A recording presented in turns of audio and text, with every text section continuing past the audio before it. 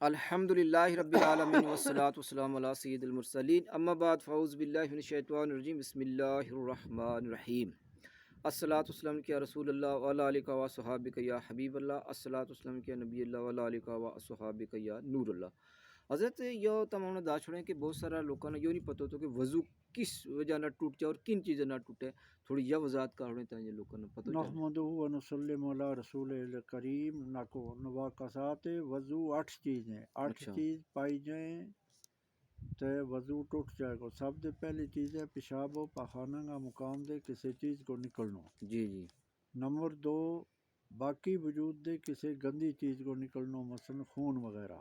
جی number 3 منہ بھر کے الٹی ہو جانی۔ جی نمبر 4 بے ہوش ہو جانا۔ نمبر 5 پاگل ہو جانا، اور نمبر 6 سو جانا۔ جی جی نمبر 7 مباشرت فاحشہ دو شرمگاہوں کا آپس میں بلا حائل کپڑا مل جانا۔ اور نمبر 8 بالغ آدمی کو نماز کے بچ ہنسنو، جس کو ہنسو دوجو نال کو سن لے اس سے بھی وضو جاتا رہتا ہے۔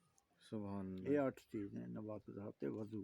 سبحان اللہ۔ اچھا ہسنا جو مسئلہ ہے جنہیں اس میں بالغ کو مسئلہ ہے نا؟ بالغ بھی، اور رکوع اور سجدہ والی نماز، اگر جنازہ کی نماز میں یا سجدہ تلاوت میں کوئی ہنسے ہو تو نہ وضو جائے گا تو نہ نماز جائے گی۔